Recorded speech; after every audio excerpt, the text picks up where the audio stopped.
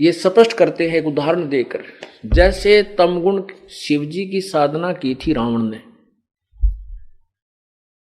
और राक्षस कहाया, पूरे बूढ़े कर्म करे, शराब पीने लग गया, मांस खाया करता और फिर पर नारी को अपहरण कर लाया और कुत्ते वाली मौत मरा, राक्षस कहलाया।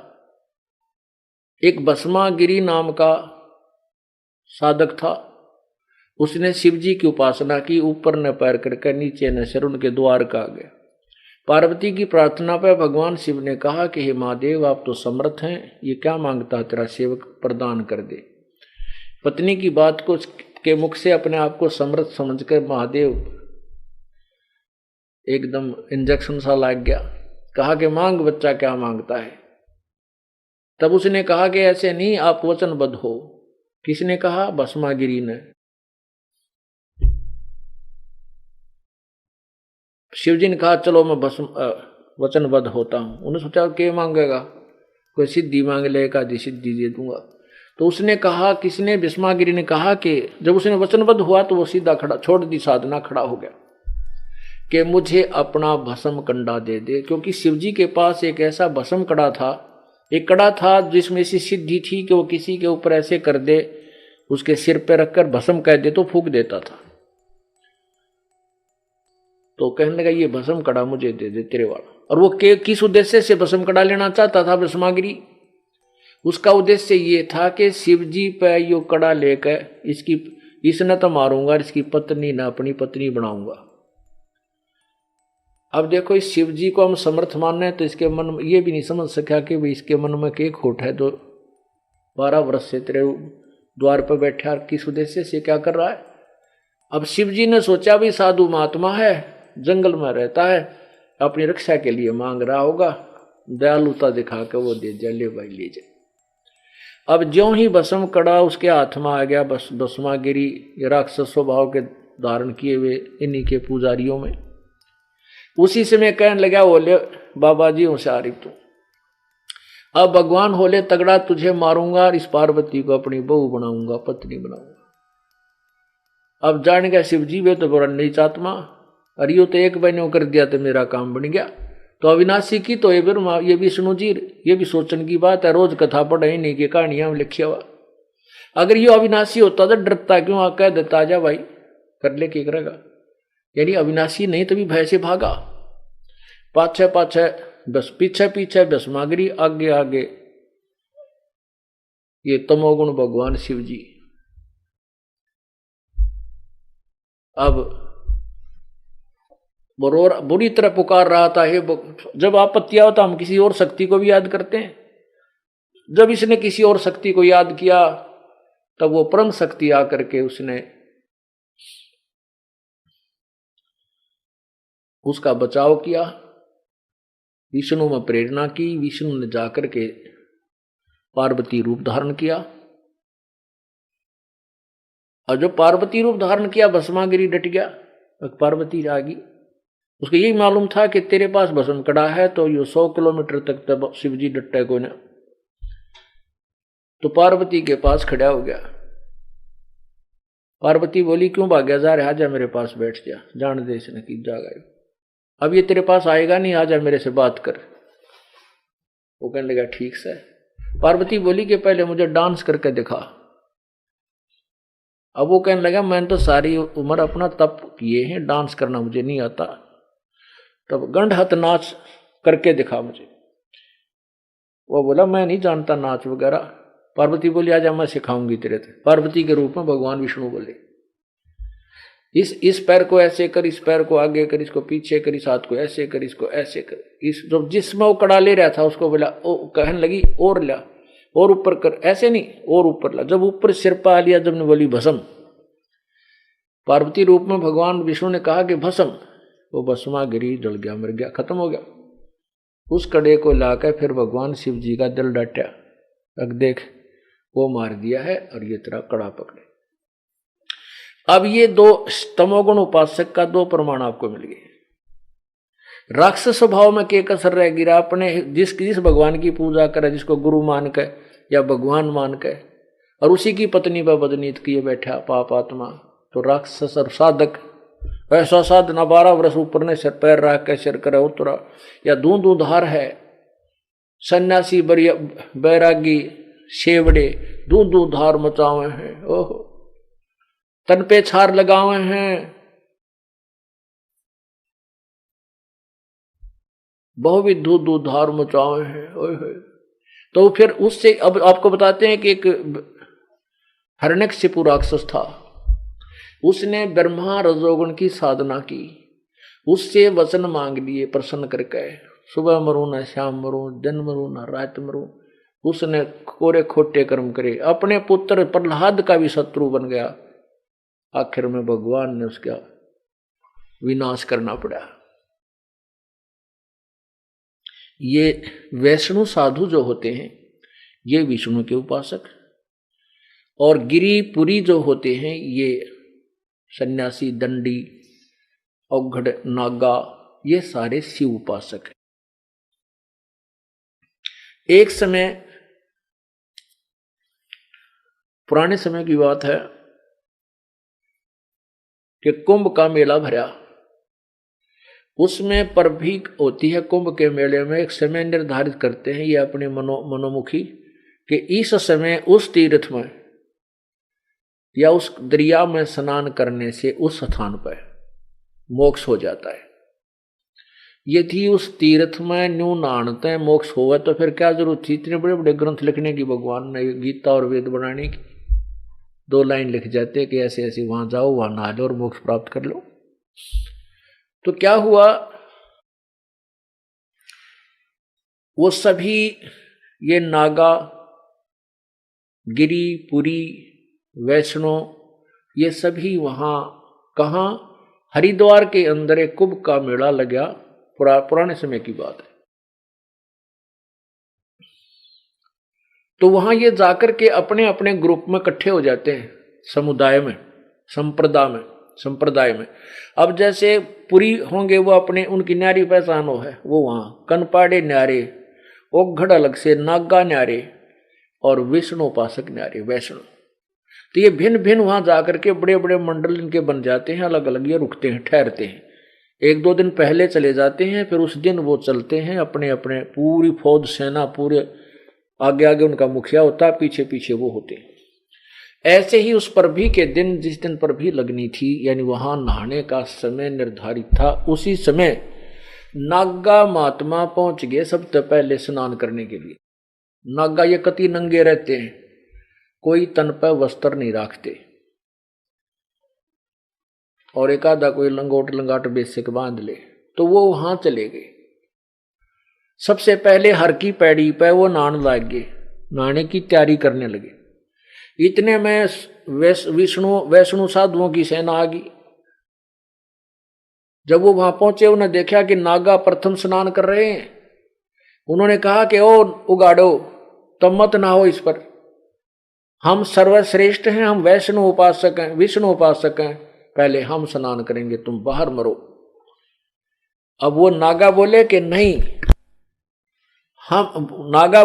नहीं, हम सच्चे वैरागी हैं, हम तन पे कपड़ा भी नहीं रखते हैं, हम तो नी इच्छा है, ऐसे है और वैसे है। तो वैष्णु साधु कहने लगे, रहो शर्ट फड़, तुम टट्टी के हाथ भी ना धोते हैं, बाहर मरो, पशुओं की तरह नंगे फिरते हो, बेशर्मो। यानी कहने का भाव उनका है, पहले स्नान करने के कारण प्रथम हम नावा पो के, प्रथम हम स्नान करें, हम उत्तम हैं, हम श्रेष्ठ हैं। आपस में वो नांड स्नान तक गए, भूल पर बीवी गई बाढ़ में, मुक्का वो उसकी जटा पकड़ रहा, वो उसने उल्टा ठा के ठोक रहा। फिर उनके पास त्रिशूल, तलवार और तीर ताई रखें, ये वो काट ले अपने हथियार। वो आपस में लड़ पड़े। 25,000 वो त्रिगुण उपासक, ब्रह्मा विष्णु महेश के उपासक आपस में कटका मर गए। गंगा के पानी को लाल कर दिया, वहां लाश बह बह कर बुरा हाल हो गया, कौवे आ गए वहां पर। अरे तेरा गजब हो यो। तो ये राक्षस स्वभाव नहीं तो और क्या है, ये किसके पुजारी के कर्म कर बैठे, उसके विषय में बताया है। तीर तुपक तलवार कटारी जमदड़ जोर बदावे हैं।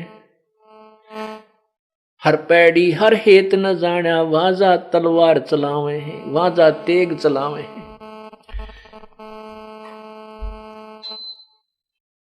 काटे शीस नहीं दिल करुणा ये जग में साध कमावे हैं। जो जन उनके दर्शन को जावे उनको भी नरक पठावे हैं। इसे नकम्या की कोई उनको गुरु भी बना ले उनने भी नरक ले जा, क्योंकि प्रथम तो साधना शास्त्र विरुद्ध। और देखो एक स्नान कर रहा नदी पर इंसान, एक और 5-10 स्नान कर रहे हैं किसी घाट पे। एक दो भक्त और आ जाता है, भाई मैं भी स्नान कर लूं, आ जा तुम भी, आप भी आ जाओ, हेलो हम इधर रोलें आगे पीछे करके। एक जन साधारण से भी गिरे हुए ये इंसान, और इनको कहते हैं जग में साध कमाव है, ये गुरु पद प्राप्त है, इनको साधु कहते हैं, संत कहते हैं।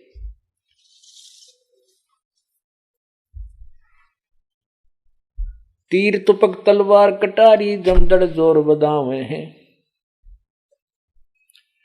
हर पैड़ी हर हेत न जाना वाजा तेग चलावे। हर की पैड़ी कहाँ कि भगवान की पैड़ी है, और भगवान की छाती पर कुकर्म कर दिया, वह कत्लेआम कर डाला, तो वो भगवान की पैड़ी की तो ही। भगवान में तुम्हारा प्यार कहाँ हुआ? हर पैड़ी हर हेत न जाना वाजा तेग चलावे हैं। काटे शीस नहीं दिल करुणा, करुणा माने दया, ये जग में साध कमावे हैं। जो नर उनके दर्शन को जावे, इस आदमी के दर्शन भी करने चला जा उसको भी नरक पठावे। कैसे? आपने देखा होगा कोई भी गांव ऐसा खाली नहीं है जिसमें ये गिरिपुरी, ये नागा या कोई न कोई जो है बुद्धि भ्रष्ट ना रहा हो कभी। अब उनके स्थानों पर वहां क्या करते हैं ये, जैसे कोई देखो दुखी तो आत्मा है और ये भी मानते हैं साधु संतों से सुख मिलता, लेकिन वो संत कौन है? वो तो एक का है, परमात्मा। और उसी के दिए प्रमाणों को हजारों वर्षों तक गुणगान संतों के रूप में गाया जाता है। उस संत से ऐसे हो जाता, संत ऐसा कर देते। उस लालच में, उस दुख, अपने दुख को निवारण के लिए अब जैसे किसी गांव में कोई संत रहता है जिसको हम साध तो नहीं है पर इनको साध कहते हैं। किसी की भैंस ने दूध ना दिया तो वो अपने बालक ने भेजेगी, बालक जान जोगा होगा बाबा जी दो रहे, या फिर अपने पति ने कहेगी कि आप जाओ वहां साधु आ रहा है उससे कुछ जंतर मंत्र पूछ का। तो वो जाता है उस संत के पास, साधु के पास। इस भांग सुल्फा पीने वाले पाओगे उड़ा, क्योंकि वो तो फिर नशे बिना पड़ा रहा जाना, भक्ति में इंटरेस्ट वो रस है नहीं जो भैंस के दूध में, सतन में दूध चूंग रहे बच्चे को, चूस रहे बच्चे को, पी रहे बच्चे को, उंगली मुंह में दे दे, वो कितनी देर चूसेगा? थोड़ी देर तक ऐसे ऐसे करता फिर छोड़ देता कि ना होगा इसमें वह चीज तक हो नहीं। ऐसे ही कभी सत भक्ति हमने की परमात्मा के चरणों में, उसी की प्रेरणा से घर त्याग देते हैं। वहां वो पशु, वो नकली संत उनको भक्ति वो उंगली दे देते मुंह में, वो कितनी देर साधना कर खो छोड़ के फिर भाग लेते हैं। फिर ये घर जान जो गिरे देखो नहीं, फिर ये नशे करके अपना टाइम पास करते। फिर कहते समाधि लागी। आपने पढ़ा महर्षि दानंद का चरित्र। क्या कहते थे महर्षि दानंद जी कि मैं वहां पर मैंने दूध रोटी खाने चावल खाया करता, चावल छोड़ दिए, केवल दूध पी के और योग अभ्यास में तत्पर रहता था। पी के भांग पड़ा रहन तक नो के बड़ा अभ्यास कर रहा था यो। अब भांग पी के नो बैठ भी गया साधना में, लगा के कमर किसी दीवार के, तो नशे में बैठा है। लोग ने सोचा कमाल है भाई, सारे सी नहीं देखा, सारी रात होगा बैठा है। तो और जो पी के पड़ जा घनी चढ़ जाते नहीं होगा, बस समाधि चढ़ रही है, बोलियो ना इसने, वह समाधि उतरे उठ के चल पड़े, फिर थोड़ी देर में फिर गुटी ला पड़े। तो ये ऐसे जन्म बर्बाद करते हैं। तो इन्होंने गांव के गांव उजाड़ दिए, उनको भी नरक ले जावे जो इनके दर्शन को जाते हैं। तो वो किसी अपनी पति ने भेजेगी बेबे के अपने बेटे ने, तो वो इसे चालबाज होते हैं वो संत साधु नकली। वो कहेंगे ले एक चिलम ला बरक है, उसमें सुल्फा वो चरस। फिर निकले सलगात दे ओका तकरीबन गांव में पीए हैं। वो फिर 2 नौकर का सलगावा क्यों उसके बचन नाटक के ऊपर बकरा के श्राप दे दे बाबा जी। कहने का भाव ये है कि उस जाने वाले को भी सुल्फा पीने का आदि बना ले। अब सुल्फा मिल रहा है तो उड़े मिल रहा बाबा जी दो रहे।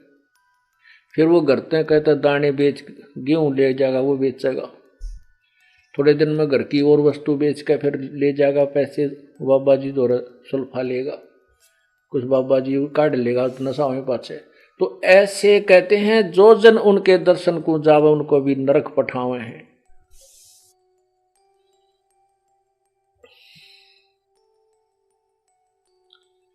काटे शीश नहीं दिल करुणा जग में साध कहावे हैं। जो नर उनके दर्शन को जावे हैं उनको भी नरक पठावे हैं।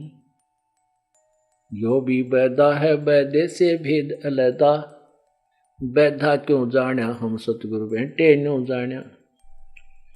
संपट चलाकू साहेब कहते चेतन सार चलावे हैं। अंधा जगत पुजारी जाका दुनिया को मन भावे हैं। अंधे उनके पुजारी भी अंधे हैं, ऐसे बेवकूफा का पाछा लाग रहे नालाका के। संपट चलाकू साहेब कहते चेतन सार चलावे हैं। अंधा जगत पुजारी जाका दुनिया का मन भावे हैं। पारख लीजय शब्द पति जय सालिग सला पुजावे हैं। तुलसी तोड़ मरोड़ मूर्ख जड़ पे फूल चढ़ावे हैं। यो भी बैदा है बैदे से भेद अलैदा, बैधा क्यों जाण्या हम सतगुरु बेटे न्यों जाण्या। काकड़ भांग तमाखू पीवे बकरे काट तलावे हैं। सन्यासी शंकर को भूले बम्ब महादे ध्यावे हैं। बहुत तरह जो कहते जो भगवान ये सन्यासी जो हैं ये भगवान ने भी भूल गए।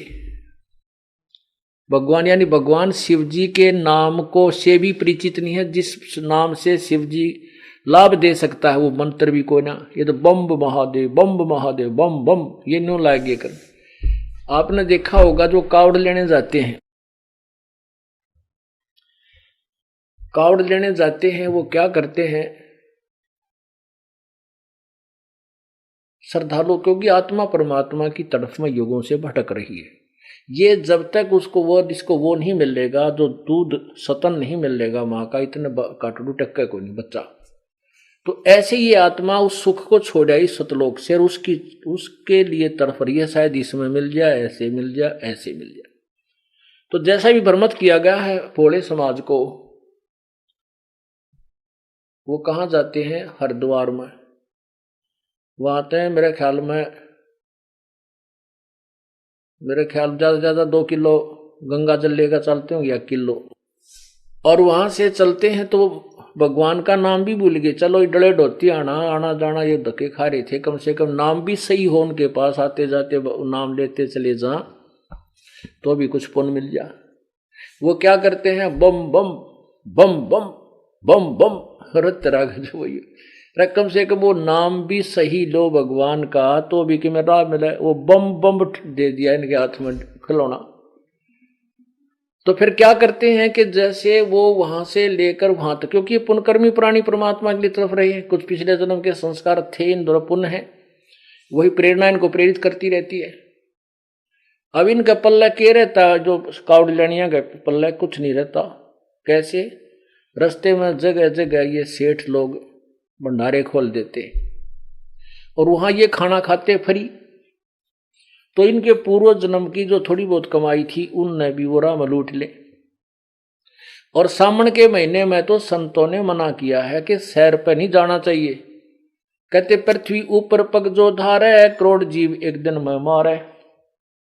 इतना पाप लगे हमने, जैसे हम इन चौमासे को छोड़कर विशेषकर सावन को, इसके अतिरिक्त भी अन्य उसमें सीजन में हम पृथ्वी पर एक दिन में जो घूमते फिरते हैं करोड़ों जीवों को की हत्या कर देते हैं। और सावन में तो इतने जीव जंतु हो जाते हैं जिनकी गिनती नहीं। सारे वर्ष में तो इतने पाप हो, हर सावन में घूमते एकले इतने पाप हो जाते हैं, इतने प्राणी मरते हैं। और ये सावन में लाए इनके, सावन में जो है ना, सावन में वहां से जल लाओ और यहाँ चढ़ाओ शिव जी के किसी मंदिर में, अरे भले पुरुषों, या गंगा भगवान शिव के लोकताई है, और वो उस समय खूब नहावे पीवे आराम करे, तो तुम्हारे सिपाही या गंगा जल के भूखे हैं क्या? वो यहाँ आकर तुम्हारे जल न पीवेंगे?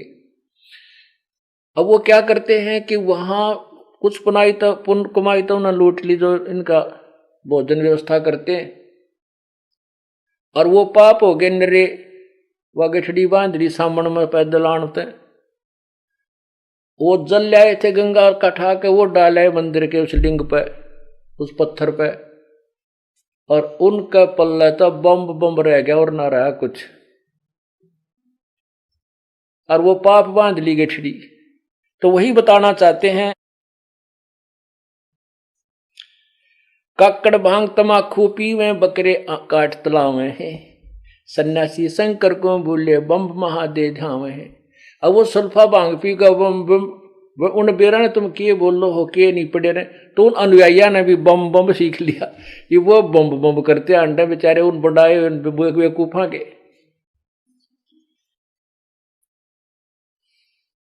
यो भी बैदा है बैदे से भेद अलैदा, बैदा क्यों जाने हम सतगुरु बेटे न्यू जाने। हमने तो भाई भगवान सतगुरु मिल गए इसलिए ये व्यर्थ लग गए, न्यू जाने हमने बैदा। ये 10 नाम दया नहीं जाने, गेरू कपड़ रंगावे हैं, पार ब्रह्म से परचे नाही, ये शिव को करता ठहरावे हैं। ये शिव जी ने भगवान माने बैठे हैं, पूर्ण परमात्मा का नबेरा भी को नहीं।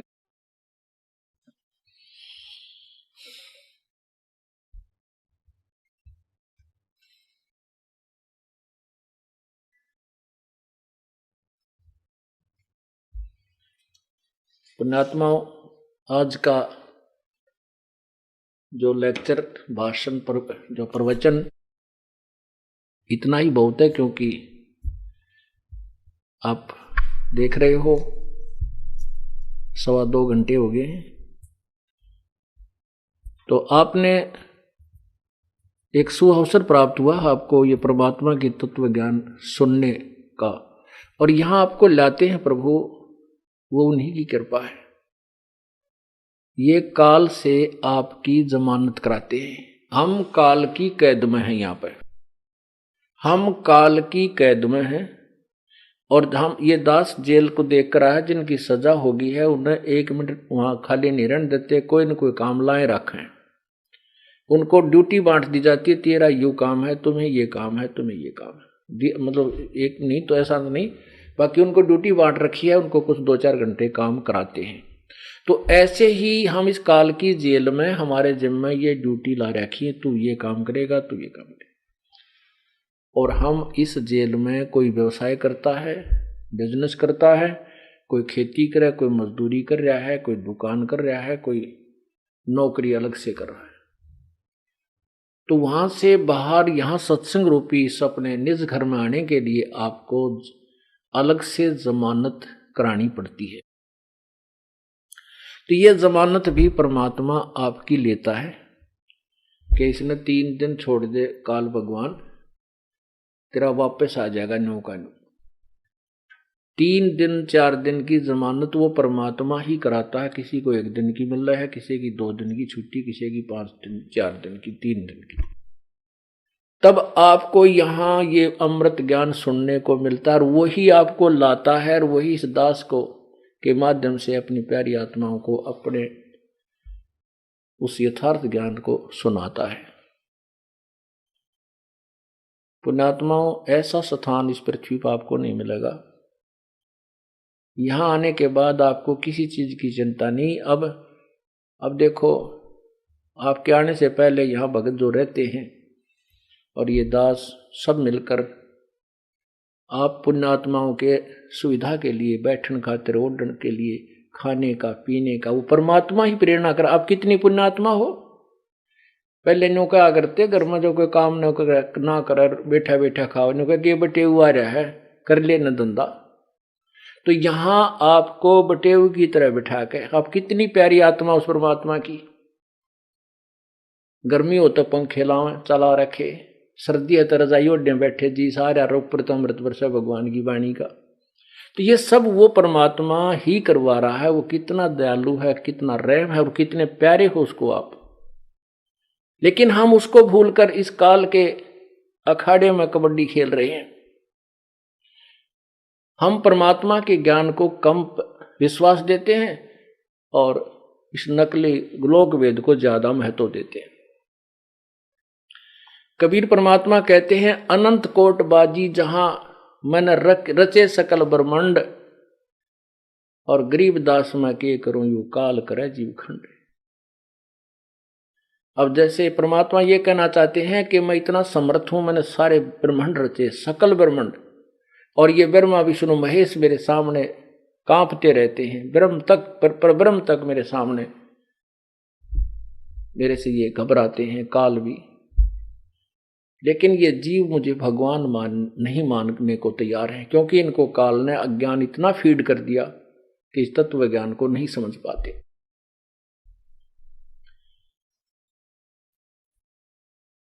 क्या कहते हैं, मैं रोवत हूं सृष्टि को, ये सृष्टि रोवे मोहे, गरीबदास इस योग को समझ ना सकता कोई। मैं तो इनको रो रहा हूं कि मैं भगवान हूं, तो मेरे बच्चे हो, काल पे फंस गए हो, थारी दुरुक्ति कर रखी, कोई गधा बना रखा है, कोई गधी बना रखी। मनुष्य है, किसी का क्या है कि बीमारी ला रखी, किसी को किसी चीज की कमी है, किसी को कोई नुकसान हो रहा है। तुम 24 घंटे जल रहे हो इस आग में, और इस आग को मैं बुझा सकता हूं, तुम्हें यहां भी सुख दूं और सतलोक ले जाऊं, अपने बच्चों को साफ करके यहां से इसका ऋण उतरवा के और वहां सदा सुखी कर दूं। अमर करूं सतलोक पठाऊं, ताते बंदी छोड़ कहां। अब आपने सुना कि पर भी लेन गए थे हरिद्वार में, 25,000 कटके मर गए। पर भी लेन जात है दुनिया, हमरा ज्ञान किने ना सुनिया।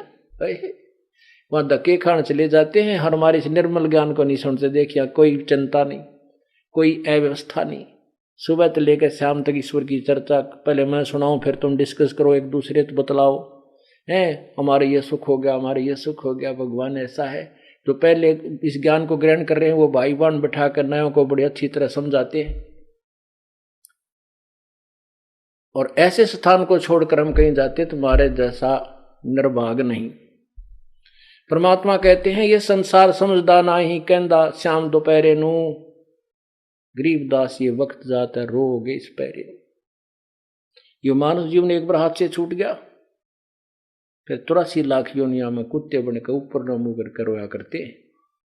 ये मनुष्य जीवन और ये तत्व अमृत, ये अमृत ज्ञान बार बार नहीं मिला करता। समझा है तो सिर दर पाओ, भौर नहीं रहे ऐसा दाव। ये तो कोई मौका लग गया है, ये तो दाव लगा जैसे रेल निकलती और भाग का पकड़ने को सिर पे पांव धर कर भागा, जब रेल उठाई, गाड़ी उठाई। तो अब ये सिर पे पांव रख लो, आपको जब समझ में आ गई है, तब बूढ़े इस ऐसे बुरे लोक में फंस कर बैठ गए।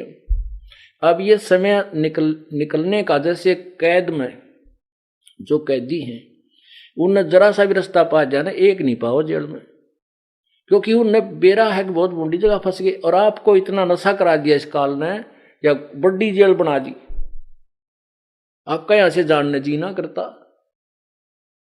तो अब परमात्मा ने आपको ज्ञान भी दे दिया, समझा दिया। एक पुण्य एक पापी आया, एक है सोम दलेर रे, गरीबदास सतपुरुष भजन बिन सभी काल की जेल रे। उस सतपुरुष के भक्ति बिना तुम सब काल की जेल में हो। तो इसके लिए परमात्मा कहते, समझा है तो सिर दर पाओ और बहुत नहीं रे ऐसा दाव। ये बातें कहने सुन की नहीं, ये कर पाड़ने की है। हमसे ज्ञान सुन लिया तुमने, याद हो गया, फिर आगे सुनान लागे, आप असर करते नहीं। कहते ये कहने सुन की नहीं है, ये कर पाड़ने की है, इनको पर अमल करके पीछा छुड़ाना चाहिए। बोलो सतगुरुदेव, बोलो सतगुरुदेव की जय। बंदी छोड़ कबीर साहेब की जय। बंदी छोड़ गरीबदास जी महाराज की जय। स्वामी राम देवानंद जी गुरु महाराज की जय। सर्व संतों की जय, सर्व भक्तों की जय। धर्मी पुरुषों की जय, श्री काशी धाम की जय, श्री छुडानी धाम की जय, श्री करौथा धाम की जय, श्री बरवाला धाम की जय। सत साहिब कर जोरूं विनती करूं, धरूं चरण पर शीश, गुरु राम देवानंद जी महाराज ने दियो नाम बख्शीश। कोटि कोटि सिजदा करूं, कोटि कोटि प्रणाम, चरण कमल में राखियो मैं बांधी जाम गुलाम।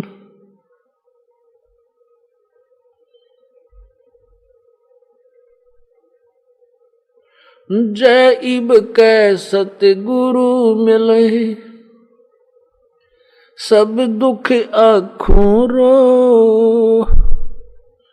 चरणों ऊपर शीस धरूं, कहूं जो कैडी हो।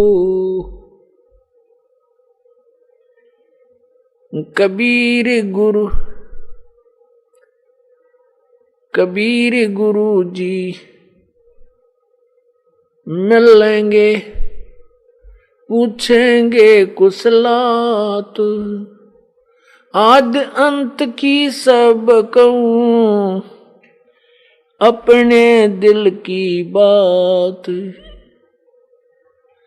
गुरु जी तुम ना भूलियो, चाहे लाख लोग मिल जाएं, हमसे तुमको बहुत है, तुमसे हमको नाई।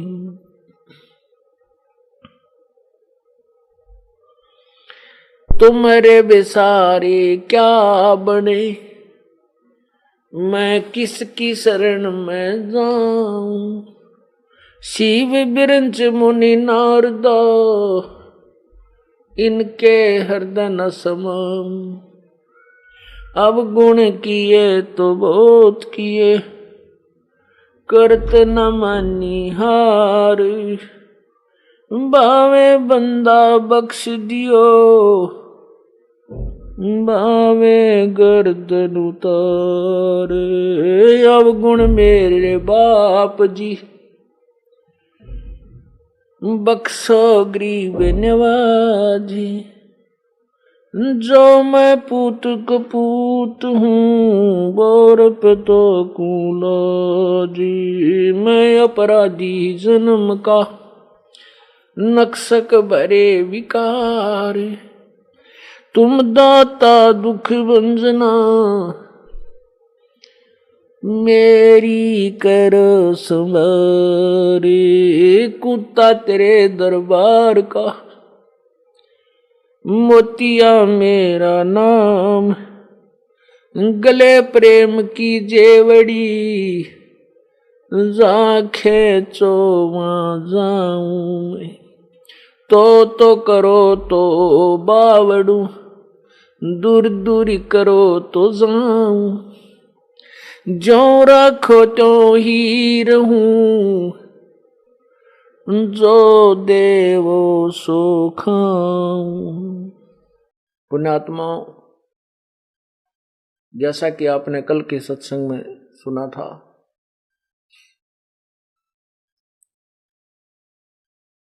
कि पवित्र गीता जी में बहुत ही निर्णायक ज्ञान दिया हुआ है।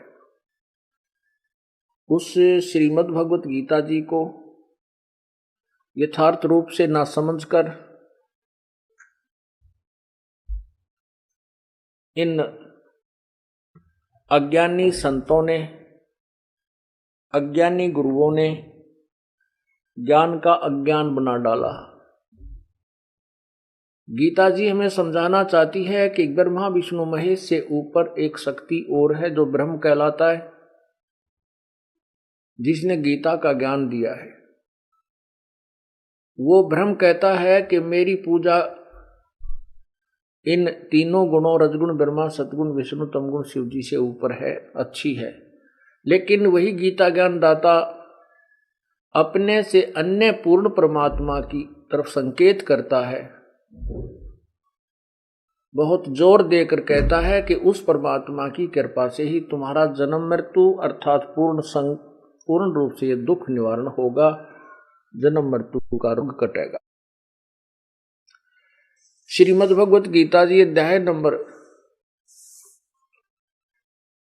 4 के श्लोक नंबर 5 में आपने कल पढ़ा, एक बार फिर पढ़िए, क्योंकि ये एक ऐसा स्कूल है, सत्संग सतल एक ऐसा टीचिंग स्टेशन होता है, प्लेस होता है, ये ऐसा सत्संग एक ऐसा स्थल है जहाँ पर हर प्रकार के विद्यार्थी आते हैं, प्रथम बार भी आते हैं।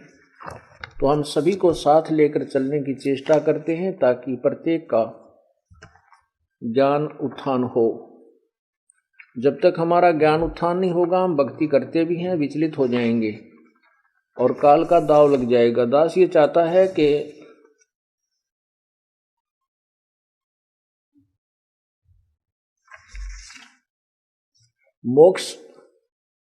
मोक्ष होना कठिन नहीं है, मोक्ष मार्ग का प्राप्त होना अति कठिन है, अति दुर्लभ है। हमने अपने घर को जाना है और घर का रास्ता हमें मिल जाता है तो घर पहुंचना मुश्किल नहीं है, रास्ता मिल गया, चलते रहेंगे, ठीक है।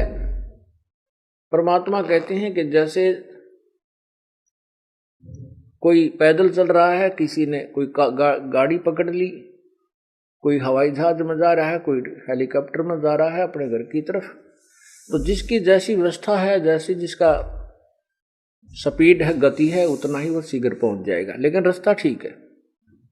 जब तक हमें मार्ग ही नहीं मिलेगा, हम कितनी स्पीड चलें, कैसा ही साधन ले लें, हम विपरीत दिशा को जा रहे हैं तो वो व्यर्थ है।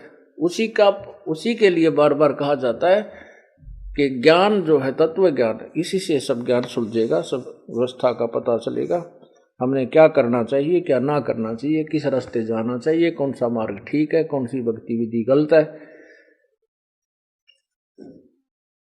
तब हम अपने गंतव्य मार्ग को चल सकेंगे और तभी हम पहुंचेंगे। अब जैसे अब ये प्रारंभ हुआ तत्व ज्ञान परमात्मा की कृपा से, कबीर परमेश्वर की रजा से, और ये तत्व ज्ञान अब जैसे कोई बुजुर्ग हैं, वृद्ध हैं और या जैसे कोई और भी बिजनेसमैन हैं, ठीक है, मालिक का मार्ग भी समझ में आ गया है, भक्ति का प्रयत्न भी कर रहे हैं और साधना कर भी रहे हैं, लेकिन कम बन रही है। तो उनको अब ये भक्ति युग कुछ दिन चलेगा, हजारों वर्षों तक ये अवश्य चलेगा, नहीं तो कलयुग इतना स्पीड से बढ़ रहा है, ऐसे जुल्म हो रहे हैं, मानवता कति नष्ट हो जाएगी, इंसान को इंसान तुरंत ही खाने लग जाएगा। लेकिन यह स्थिति कई लाखों वर्ष बाद आनी थी, जो कि इस अज्ञानता के कारण अभी आने लग रही है। अब ये रुकेगी, अब ये सटिल होगी कुछ दिन के लिए, बहुत सुंदर समय आएगा, क्योंकि ये ज्ञान एक बार समझ में आ गया मानव का, फिर ये बुराई नहीं कर सकता, उसको विष के तुल समझेगा। जैसे बिजली के नंगे तार का हाथ लगाना कितना भयंकर है, क्यों बुद्धिमान व्यक्ति और स्वस्थ दिमाग का आदमी नहीं लगा सकता, उसके हाथ लगा सकता है मेंटल या कति अबोध बालक छोटा सा। तो हम आज उसी स्थिति में आ चुके हैं, हम बुराई करते आगा पीछा नहीं देखते, हम उसके पाप की तरफ कभी नहीं देखते, इसका परिणाम नहीं देखते। इस तत्व ज्ञान से हमें परिणाम नजर आएगा, स्पष्ट नजर आएगा, हम दूर हो जाएंगे। अब जैसे हमें पता चला है कि ये क्यों हम दुखी हुए, हमारे ऊपर ये कहर क्यों टूटे, किसी के कोड लग रहा है, किसी की कैंसर होगी, कोई अंधा हो गया, किसी का हाथ कट गया, किसी का बेटा मर गया, किसी को बहुत ज़्यादा ज़बरदस्त हानि होगी, वित्तीय हानि होगी, किसी की भैंस मर गई, किसी के बिजनेस में घाटा हो गया। तो फिर आपके तत्व ज्ञान से पता चलेगा कि मेरे ही पाप कर्मों का, दुष्कर्मों का परिणाम है ये। अब वो जो धन 2 नंबर का जोड़ा था गलत काम करके, बुराई करके, वो पाप तो आपके पास जो के तो जमा है, लेकिन वो धन नहीं रहा। या तो कोई पुत्र बीमार हो गया, या कोई भैंस मर गई, कोई संपत्ति हानि होगी, किसी ने 10-20 लाख रुपये ले लिए, दिए नहीं, मुकदमे चले। तो फिर हम इतने डरेंगे कि जो आपत्ति मेरे ऊपर आई है मेरे पाप कर्मों से आई है, तो फिर उस आपत्ति को हम फिर दोबारा ग्रहण नहीं कर सकते, कभी भी नहीं कर सकते। और फिर परमात्मा हमें पग पग पर साथ देगा, हमारा सहयोग देगा, शुभ कर्मों का फल मिलने लग जाएगा, और फिर हम किसी का कभी बुरा नहीं कर सकते। अब तो ना बाप ने, ना तो बेटे न बाप की चिंता रही, माता पिता की तरफ कोई ध्यान नहीं है। वहां ये दास जेल में था, वहां एक तो एक नया कुबाड़ी, वहां देखे कुबाड़िया, कुकर्मी लोग अच्छे भी फंस रहे थे, जो गलती जिनकी कोई त्रुटि नहीं वैसे वो भी थे, कुछ निर्दोष भी फंसा रखे थे किसी को अन्य कारणों से। तो एक ऐसा भी मिला, उसने अपने बाप का कत्ल कर रखा था। तो उसे पूछा, भाई तने ऐसी गलती क्यों करी, बाप के तो नहीं करना चाहिए था। तो उसी के गांव का और था वहां बंद, वो कहने लगा, जी इसके पिताजी की पेंशन आव थी, ये 2 भाई हैं, तो इन्होंने इसका बाटा माँ आएगी और बड्डे का बाटा बाबू पिताजी आएगी, इन माँ बाबुओं को बांट लिया नारा नारा। अब वह पेंशन आवे थी, तो पेंशन बुढ़ा ने बोला, मैं तो भाई जिसमें रोटी खाऊंगा उसने दूंगा, तेरे को क्यों दूं जब तू मेरी सेवा नहीं कर रहा। तो इन्होंने बोला, मुझे आधी तनख्वाह दे, पेंशन दे। तो उस बुढ़े ने ना दी उसको, तो उठाकर लठ मारा सर में, बुढ़ा मर गया। अब उसकी वो जेल में बंद था। तो पुण्यात्मा ऐसा जुल्म हो गया। माँ बाप ना हम कितना, माता पिता हमें कितने प्यार से पालते हैं। आज जो छोटे छोटे जवान बच्चे हैं, उनके पास पुत्र हैं, पुत्रियां हैं, वो कितना सीने से लगाए फिरते हैं, कंधे पर बैठाते हैं, सिर पर बैठाते हैं, चूमते हैं। वो लाड करते करते पेशाब भी कर दे, सारे कपड़ों में कर दे काम, और फिर भी बुरे नहीं लगते। और जब वृद्ध हो जाते हैं, जब वो बड़े हो जाते हैं, उनका विवाह हो जाता है, और फिर वो माँ बाप उनको अच्छे क्यों नहीं लगते, उनकी सेवा करने में उनको इंटरेस्ट क्यों नहीं है। इसका कारण ये है, ये नहीं हो सकता, क्योंकि इसका कारण है कि बुढ़े ने भक्ति ना करी। उस जब वो युवा था, उन बालका के लालन पालन में उनको सेठ बनाने में लग रहा, भक्ति करी नहीं। और भक्तिहीन प्राणी का कितना ठिकाना नहीं। यदि हम पहले से परमात्मा का नाम लेंगे, भक्ति करेंगे, तो परमात्मा ऐसी व्यवस्था कर देगा, उन बच्चों के दिल में ऐसी दया भर देगा, माता पिता ने हाथों पर रखेंगे। और माता पिता इसे योग्य होंगे ही नहीं कि वो उनको दुख दें, क्योंकि उनकी भक्ति से वो स्वस्थ भी रहेंगे, उनका शरीर भी तगड़ा रहेगा। और जो 10,000 के रुपए में बीमारी कटनी हो, मानो 500 रुपये में ठीक हो जाएगा। तो ऐसे फिर वो भक्ति से ही सेवा बना है। एक आदमी तो ऐसा है, वो अच्छा भी ना लगता, हमने खड़ा होगी तो मान ले जैसे, अरे कैसा हो जाओ, इस तो बात तय करें जावा, बड़ा अच्छा आदमी, क्योंकि उसके पिछले पुण्य है, वो संस्कार, वो भक्ति के गुण उसके अंदर विद्यमान है। तो ऐसे ही अब हम भक्ति संस्कार बनावाएंगे, तो बचपन बुढ़ापे में हमारी आप सेवा परमात्मा ऐसी व्यवस्था कर देगा, हम सोच भी नहीं सकते। ना हम बच्चन बुरे लागा, ना बच्चे हमारी सेवा से उकताएंगे, कभी नहीं उकताएंगे, दूनी इंटरेस्ट बढ़ेगा। अब देखो पुण्यात्माओं, इस दास के 4 संतान, 2 लड़के 2 लड़की थी। यदि ये दास उन्हीं में उलझ पुलझ रह जाता, अब मुझे पता हुआ मेरी कितनी की खातिरदारी करें, खूब पता है मुझे वह क्या नेचर है उनका, कैसा उनका स्वभाव और क्या करते। अब परमात्मा के चरणों में आया हूं, मेरे लाखों चेले बेटा बेटी हो गए। अब एक को कहता हूं भाई जल लाना, 10 खड़े हो जाते हैं। ये क्या कारण है? क्योंकि मैंने परमात्मा की भक्ति का रटना लाई, और उस भक्ति की शक्ति से इन बच्चों में इतनी श्रद्धा बन गई, दोनों हाथों पर रखूं अपने गुरुदेव को, अपने पिता को। परमात्मा कहते हैं कुल खोए कुल होत है, कुल राखें कुल जा, राम निकल कुल भेंट ले, सब कुल रहा समाये। यदि हम इस कुल को बचाने में लगे रहेंगे, कुल तो नष्ट होगा, हम भी मरेंगे, बेटे भी मरेंगे, पोते भी मरेंगे, सभी ने एक दिन जाना है, ये तो रहना नहीं। एक लख पूत सवा लख नाती, उस रावण कह दी वन बाती। और यदि हम इस कुल को भूल कर और राम निकुल कुल, ये राम का कुल है, ये भगवान कुल है, भगवान का खानदान है, यानी सत्संग में आ जाना। अब आप बहन भाई हो, एक गुरु के शिष्य हो, और ये दास आपका पिता, आप हमारे बच्चे हो गए, तो ये हमारा कुल बन गया। कहते इस राम निकल कुल भेंट ले, सब कुल रहा समाये। बेटा भी, बेटी भी, माई भी, भाई भी, सारे हो गए इसमें। तो ऐसे हमारे फिर आगे चल के आने वाले समय में इतनी जो ना सेवा आपकी बनेगी, क्योंकि आपके बच्चे भी भक्ति करेंगे, वो भी भगवान से डरेंगे, आपको इतना भी दुख देना नहीं चाहेंगे कदे मुझे पाप ना लग जाए, माँ की आत्मा दुखा दी जाए तो, कदे पिता की आत्मा ना दुख जा, क्योंकि फिर आपको झटके लगने लग जाएंगे। संत दुखाए मैं दुखी, मेरा आपा भी दुख होए। परमात्मा कहते हैं मेरे कबीर कहे मेरे भक्त को दुख ना दियो कोई, मेरा भक्त दुखाए मैं दुखी, मेरा आपा भी दुख होई। तो इस तरह फिर हमें झटके लगने लग जाएंगे। परमात्मा सतर्क करेगा, गलती मत करवाई। हमें जैसे हम मान लिया हमने किसी को दुख दिया, फिर हमारे को कोई हानि हुई तो विचार करेंगे लेट के, आगे वो गलती नहीं करेंगे। तो ऐसे समाज भी सुधरेगा और ये अपराध भी समाप्त हो जाएंगे। तो इसी रास्ते से हम मानवता का उत्थान कर सकते हैं और कोई तरीका नहीं है। आप देख रहे हो अब 57 साल का तो ये दास हो लिया, 58 में हम चल रहे हैं, और 10 वर्ष का समझन लग गया था ये MLA MP के ऊपर बने हैं, मंत्री मुख्यमंत्री कैसे बनते हैं। आप देखते हो बहुत बढ़िया छांट छूट का कोई मंत्री कोई पार्टी चुनती है जनता, और 5 साल में फ्यूज हो लेते हैं। वह 5 साल में उन्हें रिजेक्ट कर देती है कि ना ये करने के नहीं, फिर नए तैयार करते हैं, शायद ये कुछ ठीक पाएंगे, 5 साल में उन्हें रिजेक्ट कर देते कि ना ये भी कोई ना ठीक।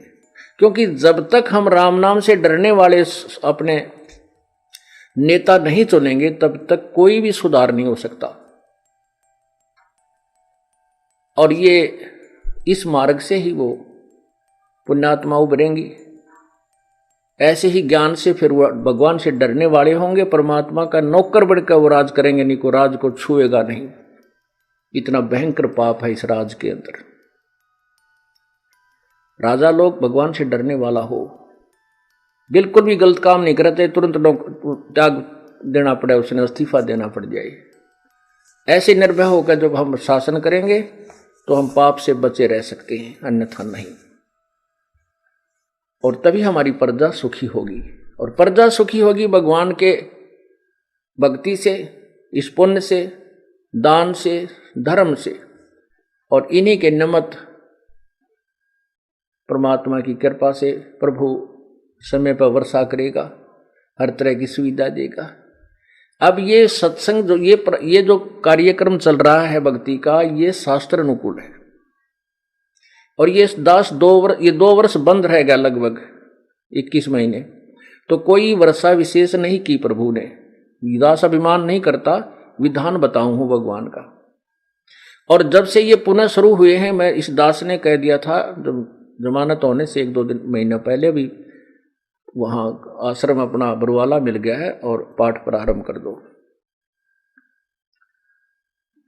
तो उसके बाद ये दास 30 अप्रैल को आया था। उसके बाद पूरा जेठ, जून, जुलाई, अप्रैल, मई, जून, जुलाई परमात्मा ने इतनी प्यारी बारिश करी। कहते हैं ट्यूबलों के पानी भी 10-10, 20-20 फुट नीचे चले गए थे। हाहाकार मच गई थी। समाचार पत्रों में भी आने लगे थे कि भारत के अंदर केवल 7 दिन का अन्न है अगर अकाल गिर गया तो। अब परमात्मा ने, अब जैसे आपने गीता जी अध्याय नंबर 3 के मंत्र नंबर 10 से 15 में सुना है कि जो शास्त्र अनुसार जो यज्ञ की जाते हैं, तो यज्ञ से ही वर्षा होती है। जैसे कहते हैं सभी प्राणी अन्न से उत्पन्न होते हैं, अन्न वर्षा से उत्पन्न होता है, वर्षा यज्ञ से होती है। यज्ञ शुभ कर्मों से होते हैं, और शुभ कर्म इस काल के लोक में आए तो हमने ये कर्म करने पड़ेंगे। ये काल ब्रह्म से हमारे को ये कर्म लगे, और ब्रह्म की उत्पत्ति हुई अक्षर पुरुष से, उस अविनाशी परमात्मा से, और वो अविनाशी परमात्मा ही सभी यज्ञों में प्रतिष्ठित है। उसी को इष्ट रूप में पूज्य मानकर जो धार्मिक अनुष्ठान किए जाते हैं उनका प्रतिफल सही मिलता है। जैसे जड़ को सींचने से फलों को टहनियों को जो फल टहनियों को फल लगते हैं, तो ऐसे विधि शास्त्र अनुकूल साधना से ही वो हमें लाभ होता है जो धार्मिक क्रियाओं से होता है।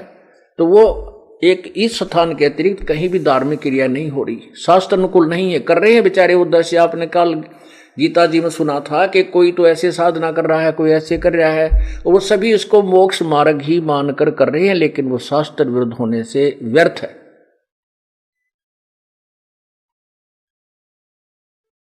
इसलिए ये आप देख रहे हो, ये दास ने आपने भी देखा, मई जून और जुलाई अगस्त दिन खाली नहीं गा जो बारिश ना हुई हो, और बहुत प्यारी प्यारी, और 2 दिन होगी, 3 दिन रुक कर फिर बरस गया। परमात्मा ने इतनी अच्छी बारिश की और ना कहीं फ्लड आने दिया। एक बार फ्लड के आसार हो गए थे, फिर परमात्मा की कृपा होगी, वो भी दया कर दी अपने बच्चों पे। अब पुण्यात्माओं ये समस्या आती है कि भी देखो हम तो खरदान कर रहे हैं, लाभ तो सभी को हो रहा है, परमात्मा की सभी संतान है, ये आत्मा उसी प्रभु की है। अब जैसे किसान खेत में बीज बीजता है, फसल बीज रखी है, गेहूं बो दिया, और गेहूं में खरपतवार भी साथ होता है। अब उस पानी डाला जाता है, खाद डाला जाता है, वो एक एक पौधे को नहीं डालता किसान, वो पूरे ही एकड़ में डाल देता है, एकड़ में सिंचाई करता है, किले एकड़ों के एकड़ों में। तो उसमें क्या होता है कि वो साथ में खरपतवार भी उभरता है, वो भी बड़ा होगा, और वो बल्कि उस पौधे गेहूं से भी अच्छा हो जाता है। जैसे आपने देखा होगा गेहूं जैसा ही एक और पौधा होता है गेहूं की फसल में, उसको जई भी बोल देते हैं। तो वो पौधा बिल्कुल मिलता जुलते, उसके पत्ते सेम टू सेम। उसका कब पता लगता है ये खरपतवार है या गेहूं है? जब बाल आवे, जब उस पर फल परिपक्व होता है, उस पर बाली आती है, जब उसको पहचान होती है कि ये गेहूं है और ये खरपतवार है। उसकी बाली में उसके परिणाम मंत्र होता है। अब जैसे परमात्मा सब जगह वर्षा करता है अपने, क्योंकि वहां उसके बच्चे हैं, उसकी आत्माएं हैं। कोई नगर खाली नहीं, आज कोई गांव खाली नहीं, खासकर हिंदुस्तान में तो विशेषकर हरियाणा और पंजाब, राजस्थान, हिमाचल प्रदेश, महाराष्ट्र, आंध्र प्रदेश, बहुत इधर उधर सभी इसके बच्चे जो उपदेशी हो चुके हैं। तो ये परमात्मा, अब जैसे किसान जब देखता है कि गेहूं के अंदर, और वो जो खरपतवार होता है ना, वो गेहूं से भी बढ़िया स्वस्थ पौधा होता है, ऐसे काले पत्ते बहुत सुंदर हरे हरे, और उससे कुछ लंबा भी हो जाता है। और जब उसका फल आता है, जब किसान माथे माथ मारता है, यो खरपतवार है, उसने पकड़ कर चोटी में तो बाहर काट के फेंक देता है। अब उसको आगे चल के जब आज हम भक्ति कर रहे हैं और हमें भी परमात्मा सुविधा दे रहा है, वर्षा कर रहा है, किसान फल फूल रहे हैं, किसान फल फूल रहे हैं, तो सारा समाज ही फल फूल रहा है, सभी को लाभ हो रहा है। फसल जो है ना, हर तरह की हमें वस्तु उपलब्ध हो जाती है। अन्न ही नहीं मिलेगा तो फिर हम यहाँ कार कोठी कति अच्छी नहीं लगेंगी, नई हेलीकॉप्टर सुहावेंगे, जरूरत ये ना मिल लीता है। सबसे पहले तो अन्न चाहिए इस प्राणी को, चाहे झोपड़ी में रहना पड़ जाए। तो इसी प्रकार जब आज दूसरे लोग भी इस वर्षा होने से जो नाम नहीं ले रहे, उनके भी ठाटम ठाट हो जाएंगे, वो तो है उनके पूर्व जन्म के, और उनके भी कोठीकार हो जाएंगे, और भगत से भी ज्यादा वो फलते फूलते नजर आएंगे। लेकिन भगवान के दरबार में जो परिणाम, वो परमात्मा तो बाल देखेगा, वो परिणाम देखेगा, रिजल्ट देखेगा, वो भक्ति देखेगा। और वो जो खरपतवार हैं, यहाँ चाहे वो बहुत अच्छे दिखे थे, तो उन प्राणियों को तो नरक में डाल देगा और आपको अलग रखेगा। जैसे किसान खरपतवार को अलग पटक देता है और गेहूं को भिन्न कर लेता है, ऐसा फिर आगे चलकर आपको इसका लाभ मिलेगा। तो कहने का भाव ये है कि आपको दिखाते हैं गीता ज्ञान दाता किसी अन्य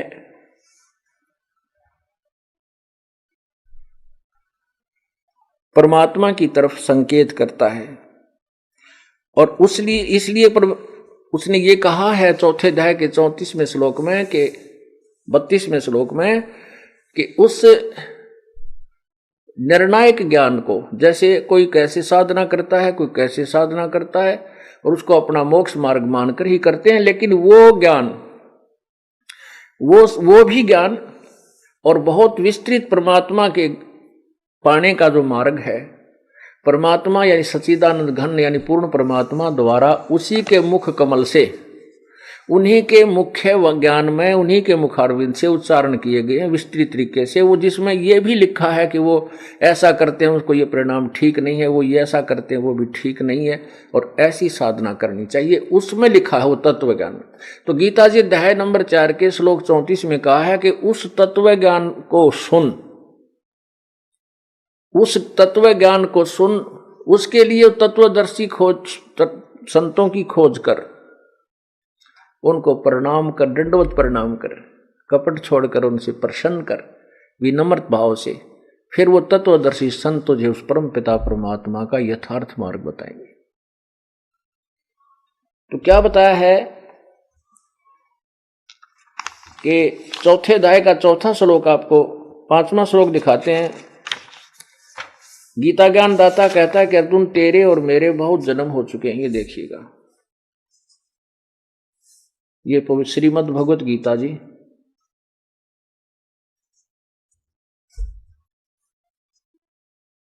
जयदयाल गोविंद का गीता प्रेस गोरखपुर से प्रकाशित है। ये जयदयाल गोविंद का इसका अनुवादक है।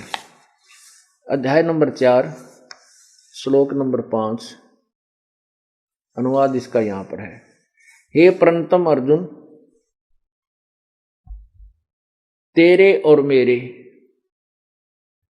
हे प्रणतम अर्जुन, मेरे और तेरे बहुत से जन्म हो चुके हैं, उन सबको तू नहीं जानता, मैं जानता हूं। और क्या कहता है कि मेरे 9वें श्लोक में, हे अर्जुन मेरे जन्म और कर्म दिव्य, निर्मल और अलौकिक है। दिव्य यानी अलौकिक है। मेरे जन्म और कर्म दिव्य अलौकिक है, अर्थात अलौकिक है। इस प्रकार जो मनुष्य तत्व से जान लेता है वह शरीर को त्याग कर फिर जन्म को प्राप्त नहीं होता, मुझे ही प्राप्त होता है। अब क्या है, वैसे इसका वास्तविक अर्थ तो कुछ और होता है।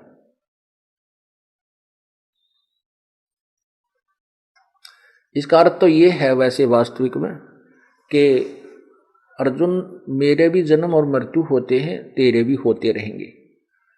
और जो तत्व ज्ञान से परिचित हो जाता है वो फिर मुझे प्राप्त नहीं होता, वो तो पूर्ण मोक्ष हो जाता है। इसका वास्तविक अर्थ ये है। इन्होंने उलट पुलट कर दिया। तक्त्वा देह पुनः जन्म न एति, पुनः जन्म न एति माम एति स अर्जुन। इसका अर्थ ये बनता है कि वो फिर तत्व से परिचित हो, तत्व ज्ञान से परिचित हो जाने के बाद उसका पुनर्जन्म नहीं होता और जो मुझे बचता है वो मुझे ही प्राप्त होता है। इसका अर्थ ये बनता है। फिर भी हमने सिर्फ ये देखना कि ये गीता ज्ञान देने वाला कह रहा है कि मेरे भी जन्म मृत्यु होते और तेरे भी, तू नहीं जानता। मेरे जन्म मृत्यु अलौकिक है। अलौकिक के बारे में आपको बताते हैं कैसे अलौकिक है, कि इसका एक विधान बनाया है प्रभु ने इसके जन्म और मृत्यु का काल के।